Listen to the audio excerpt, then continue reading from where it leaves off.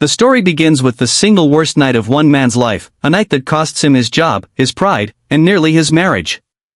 18 months later, that same broken man is going to become the only thing standing between a handful of terrorists and the total destruction of the United States. This is Olympus Has Fallen, the movie where the White House gets completely overrun, the president himself becomes a hostage, and one disgraced bodyguard has to take back the most heavily defended building on the planet almost entirely on his own. Stick with me, because the way this unravels is a lot more personal than you'd expect from an action movie this explosive. Our main character is Mike Banning, the head of the president's personal security detail, and one of the most trusted agents in the entire Secret Service. He's not just good at his job, he's close with the family, especially the president's young son, who looks up to him like an older brother. On a snowy night, Banning is driving the president and first lady to an event when the car loses control on the icy road. In the chaos, the vehicle goes over a bridge and plunges toward the freezing water below. Banning has only seconds to act, and he can only save one person. He chooses to save the president. The first lady doesn't survive. This single moment defines everything that follows. Banning did his job exactly the way he was trained to, protect the president at all costs, but the outcome haunts everyone involved. The president can barely look at him afterward, not out of anger, but because every time he sees Banning's face, he's reminded of the wife he lost. 18 months later, Banning has been quietly moved out of the president's inner circle and reassigned to a desk job at the Treasury Department, just across the street from the White House. He's still loyal, still sharp, but he's been sidelined, and it's clear this decision has worn him down emotionally, even if he never says it outright. This setup matters enormously, because it means our hero isn't some untouchable superagent walking into this story at full strength. He's a man carrying guilt, distance from the people he used to protect, and a quiet sense that his best days might already be behind him. His personal life reflects that same weight. His wife works as a nurse, and even at home, the strain of everything that happened is still sitting under the surface of their relationship. Banning isn't just professionally sidelined, he's a man quietly grieving a version of himself he doesn't fully recognize anymore. There's also a smaller, human detail worth mentioning here. The president's son still treats Banning with the same warmth and admiration he always did, completely unaware of the tension between his father and the man who once protected them both. That relationship becomes important later, once everything falls apart. The story shifts to a diplomatic visit, the South Korean Prime Minister arriving at the White House for high-level talks. Security is tight, protocol is followed to the letter, and everything about this scene is designed to feel completely normal, which makes what happens next hit even harder. Without warning, the sky above Washington, D.C. turns into a war zone. An armed aircraft opens fire on the city itself, mowing down civilians and government buildings in a sequence that is deliberately meant to feel like nothing anyone watching has ever seen happen to the nation's capital before. At the same time, a group of heavily armed attackers breach the White House perimeter using a coordinated, almost military-grade assault. This isn't a small break-in. This is a full-scale invasion of the single most protected residence in the entire country, and it's happening in a matter of minutes. Banning, still working just across the street, sees the attack unfolding in real time. Instead of retreating to safety like anyone reasonably would, he runs directly toward the danger, back into the one building he was pushed out of 18 months earlier. By the time he makes it inside, the White House has already fallen.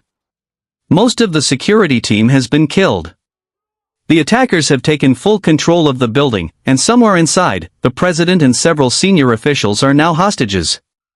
The speed of this whole sequence is honestly one of the most effective choices the film makes. One moment it's a normal, tightly controlled diplomatic event, and within minutes, one of the most symbolically powerful buildings in the world is completely under enemy control. It's meant to feel almost unthinkable, and that shock value carries the entire opening act. Outside the gates, Banning fights his way through attackers just to reach the entrance, engaging in brutal, close combat with armed hostiles who clearly weren't expecting anyone to still be fighting back at this stage of their plan. Every single kill along the way is earned through desperation and instinct, not flashy heroics. Here's where the film narrows its entire focus down to one man. Banning is now essentially trapped inside a building crawling with heavily armed hostiles, with no backup, no clear communication, and no idea how bad the situation really is beyond what he can see with his own eyes. We slowly learn who's actually behind this. The man orchestrating the entire assault is Kang, who has been posing as part of the South Korean delegation but is secretly working toward a radical agenda involving reunifying the Korean peninsula under his own terms, using America as the tool to make it happen. The attackers forced their way into the underground bunker beneath the White House, taking the president, the Secretary of Defense, and other top officials hostage. This bunker holds something incredibly dangerous, access to a fail-safe security protocol tied directly to America's nuclear arsenal, one that requires separate authorization codes from multiple officials to activate. Kang's plan becomes clear. He wants those codes, not to launch a nuclear strike in the traditional sense, but to trigger something even more chilling, a scenario designed to look like America's own weapons turn against itself, plunging the country and possibly the world into chaos while he achieves his political goal in the background. Meanwhile, outside the White House, the Speaker of the House is thrust into the role of acting president, since the normal line of succession has been thrown into disarray by the attack. He, along with the Secret Service Director, becomes Banning's only real connection to the outside world, coordinating with him remotely as he moves deeper into the building. This chain of command breakdown adds another layer of tension the film leans into hard. It's not just about one building under siege, it's about an entire government scrambling to figure out who's even legally in charge while the true seat of power sits occupied by armed hostiles just a few hundred feet underground. Banning manages to get his hands on a phone taken off one of the attackers, and that single piece of stolen equipment becomes his lifeline. Every scrap of intelligence he gathers moving through the building gets relayed back to the officials outside, turning him into the only working set of eyes anyone has inside the crisis. As Banning fights his way through the building, eliminating threats one by one using nothing but his training and sheer determination, he starts to piece together something deeply unsettling. This attack was too well coordinated, too perfectly timed, for it to have happened without inside help. That suspicion is confirmed when Banning discovers that a fellow Secret Service agent, someone he trusted, has actually been working with Kang the entire time, helping the attackers bypass security measures that should have stopped this before it ever started. It's a gut punch moment, realizing the invasion wasn't just an outside failure, it was a betrayal from within. Banning confronts the traitor directly, and it does not end well for the double agent. This confrontation reinforces just how personal this entire ordeal has become for Banning. He's not just fighting nameless attackers anymore, he's cleaning up a betrayal of everything he's spent his career protecting. In the middle of all this chaos, Banning also manages to locate the president's son, who has been hiding somewhere inside the building this entire time, terrified but alive. Getting the boy to safety becomes one of Banning's most urgent priorities, layering in the emotional weight of protecting the next generation of the family he already failed once before. With careful movement through the building's hidden passages, Banning is able to get the boy out to safety, reconnecting him with people who can protect him properly. It's a quiet, relieving moment in the middle of an otherwise relentless, high-tension film. It's worth pausing on how much this rescue means for Banning specifically. He already lost one member of this family through no real fault of his own. Getting this boy out alive isn't just a mission objective, it plays like Banning quietly settling a debt with himself, even if the film never says that out loud. Inside the bunker, the pressure on the hostages intensifies. Kang begins pressuring the officials individually for their portions of the nuclear failsafe codes, using threats and violence to extract cooperation. Some of the hostages, faced with impossible choices, ultimately give in and hand over their codes. The president, however, refuses. Even under direct threat, he won't give up his portion of the code, understanding exactly what's at stake if Kang manages to collect all the pieces he needs. It's a tense standoff, watching a man weigh his own life and the lives of people around him against the safety of the entire country. This is really where the film separates its villain from a generic action movie bad guy. Kang isn't just chasing money or chaos for its own sake. He's working toward a specific political outcome, using America's own security systems as the weapon, which makes every one of his calculated, patient moves feel more unsettling than a typical scream-and-shoot terrorist would.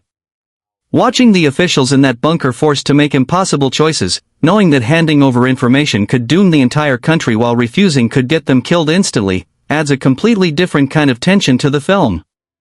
It's not about dodging bullets in this section, it's about the horror of being cornered with no good option available at all. In a chilling twist, Kang stages what looks like his own death, using a hostage transport as a decoy that ends in a devastating explosion. From the outside, it appears the crisis might be resolving itself. In reality, it's a calculated move, buying Kong more time and space to finish what he started without outside interference. This fake-out is one of the film's most brutal gut punches, because the officials outside genuinely believe they've caught a break. Watching them process what they think is good news, only for Banning and the audience to realize the real threat is still very much alive underground, creates a real gap between what the characters believe and what we as viewers can see coming. Believing the threat may be neutralized, outside forces attempt a coordinated rescue operation, sending in additional personnel to retake the building. But Kong, having anticipated exactly this kind of response, is prepared, and the assault ends in devastating losses, a stark reminder that this isn't a villain who's improvising, he's been planning this for a long time. That failed rescue attempt strips away any illusion that outside help is coming to save the day. From this point forward, the film makes it painfully clear, whatever happens next is going to come down entirely to what one exhausted, grieving man trapped inside that building can pull off with nothing but instinct and willpower. With outside help failing and time running out, it becomes painfully clear that Banning is the only realistic chance anyone has left. Alone, exhausted, and working almost entirely on instinct and radio guidance from the acting president and Secret Service director, he pushes toward the bunker for a final confrontation. The fight that follows is brutal in close quarters, none of the polished, choreographed action from a typical blockbuster, but something rawer, a man fighting for the literal survival of his country with everything he has left. Banning finally corners Kong and puts an end to the threat directly. By this point in the story, Banning has been fighting non-stop for what feels like an eternity, exhausted, injured, and running purely on adrenaline and purpose. That physical toll matters, because it makes this final confrontation feel less like an action hero cashing in a victory lap and more like a desperate man simply refusing to stop until it's actually over. But defeating Kong doesn't end the crisis. It turns out Kong had already gathered enough of the failsafe codes before his death to set something catastrophic into motion, a countdown that, if it reaches zero, could trigger the accidental detonation of America's own nuclear arsenal from within. This is where the movie squeezes every last drop of tension out of its premise. With literal seconds on the clock, Banning has to be talked through a complex countermanding sequence over the phone by officials who aren't even in the room with him, translating panic into precise action under the worst possible pressure. He gets it done with barely any time to spare. The countdown stops. The immediate threat to the country is over, and the building that just hours earlier had completely fallen is finally, truly secure again. There's something almost poetic about how this final sequence plays out, a lone man frantically translating spoken instructions into keystrokes, the entire fate of the country boiling down to typing accurately under unbearable pressure. It's not a flashy final battle, it's quiet, mechanical, and somehow even more nerve-wracking because of that. In the aftermath, the president is safe, his son is safe, and the country has narrowly avoided a catastrophe most people watching at home will never even know how close they came to. Banning, the man who was quietly pushed to the sidelines after one impossible night, is the reason any of them are still alive. There's a real sense of redemption in how this all wraps up. Banning spent 18 months carrying guilt over a tragedy that was genuinely out of his hands, and in the middle of the worst attack the country has ever faced, he proves, to everyone including himself, that he never stopped being exactly the man they needed. At its core, underneath all the explosions and hostage standoffs, this movie is about loyalty that doesn't waver even when it's not appreciated, and about a man getting the chance to prove his worth wasn't defined by one terrible night on an icy road. It's also worth sitting with just how much this story hinges on trust, both the trust that gets broken by the agent working against his own country from the inside, and the trust that gets rebuilt between Banning and the president by the very end. The film draws a clear line between betrayal for personal gain and loyalty that holds even when it costs everything. And there's something quietly powerful about the fact that the entire crisis, an attack this massive, this coordinated, aimed at the most protected building in the world, ultimately comes down to the actions of just one determined person who refused to stay on the sidelines when it mattered most. So here's what I want to know from you. If you were trapped inside a building like that with no backup and no way out, do you think you'd have the nerve to run toward the danger the way Banning did?